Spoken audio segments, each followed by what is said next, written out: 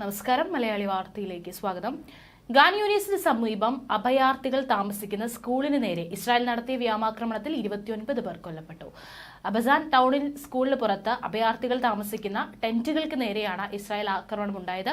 Gaza government media ഓഫീസാണ് ആക്രമണത്തിൽ 29 പേർ കൊല്ലപ്പെട്ടെന്ന് അറിയിച്ചിട്ടുള്ളത്. ഇത് 4ാം തവണയാണ് അഭയാർത്ഥികൾ താമസിക്കുന്ന സ്കൂളിന് നേരെ ഇസ്രായേൽ ആക്രമണം നടത്തുന്നത്. നേരത്തെ തന്നെ ഖാൻ യൂനിസിലുള്ള ജനങ്ങളോട് ഒഴിഞ്ഞു പോകാൻ ഇസ്രായേൽ ആവശ്യപ്പെട്ടിരുന്നു. ഇത് 10,000-കണക്കിന് ആളുകളെ പലായനത്തിന് നിർബന്ധിക്കുകയായിരുന്നു. ഖാൻ യൂനിസിലെ 3 ആശുപത്രികളും ഇപ്പോൾ അടച്ചിട്ടിരിക്കുകയാണ്. അതിനിടെ ഗാസ ജനതയ്ക്കുമേൽ ഇസ്രായേൽ പട്ടിണി അടിച്ചേൽപ്പിക്കുകയാണെന്ന വിമർശനവുമായി UN മനുഷ്യാവകാശ പ്രവർത്തകരും രംഗത്തെത്തി.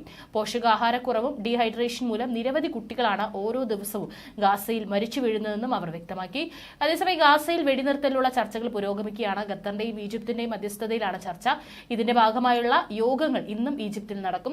ഇതുവരെ 38,243 പേരാണ് ഇസ്രായേൽ നടത്തിയ ആക്രമണങ്ങളിൽ ഗാസയിൽ കൊല്ലപ്പെട്ടത്. 88,243 പേർക്കാണ് ഇതുവരെ ഇസ്രായേൽ ആക്രമണങ്ങളിൽ പരിക്കേറ്റത്. ഇസ്രായേൽ നടത്തുന്ന ആക്രമണങ്ങൾ മൂലമുള്ള ഗാസയിലെ യഥാർത്ഥ മരണസംഖ്യ 1,86,000 കടന്നേക്കുമെന്നാണ് പഠനം. പ്രമുഖ ആരോഗ്യ ജേണലായ ലാൻസൈറ്റ് ആണ് പഠനം പ്രസിദ്ധീകരിച്ചത്. കഴിഞ്ഞ വർഷം ഒക്ടോബർ 7-ന് ശേഷം ഇന്ന് വരെ ഇസ്രായേൽ നടത്തിയ ആക്രമണങ്ങളിൽ 38,000 പലസ്തീനുകൾക്ക് ജീവൻ നഷ്ടമായെന്നാണ് ഗാസയിലെ ആരോഗ്യ മന്ത്രാലയത്തിന്റെ കണക്ക്. തകർന്ന കെട്ടിടാവശിഷ്ടങ്ങൾക്കിടയിൽ ഇനിയും പുറത്തെടുക്കാത്ത മൃതദേഹങ്ങളുണ്ട്. ആക്രമണങ്ങളിൽ ആരോഗ്യ സംവിധാനങ്ങൾ തകർക്കപ്പെട്ടതുമൂലവും ഭക്ഷണമില്ലാതെയും മറ്റുമുണ്ടായ പരോക്ഷമായ മരണങ്ങൾ ആരോഗ്യ മന്ത്രാലയം പുറത്തുവിട്ട ഔദ്യോഗിക കണക്കുകളിൽ ഉൾപ്പെടുന്നില്ലെന്ന് പഠനം പറയുന്നു. ആക്രമണങ്ങളിൽ നിന്ന് നേരിട്ടുണ്ടാകുന്ന പ്രശ്നങ്ങളേക്കാൾ ഗുരുതരമായ ആരോഗ്യ പ്രശ്നങ്ങളാണ് പരോക്ഷമായി ജനങ്ങൾക്കുണ്ടാകുന്നത്. അടുത്ത നിമിഷം ഗാസയ്ക്ക് മേലുള്ള ആക്രമണങ്ങൾ അവസാനിപ്പിച്ചാൽ പോലും ഇത് കാരണമുള്ള മരണങ്ങൾ വരും വർഷങ്ങളിലും തുടർക്കഥയാകുമെന്നും പഠനം പറയുന്നു. ആക്രമണത്തിൽ കൊല്ലപ്പെട്ടവരുടെ എണ്ണത്തിൽ 15 ഇരട്ടിയോളം പേർ ഇത്തരത്തിൽ പരോക്ഷമായി കൊല്ലപ്പെട്ടിട്ടുണ്ട്. ലാൻസൈറ്റ് പഠന റിപ്പോർട്ടും പറയുന്നു.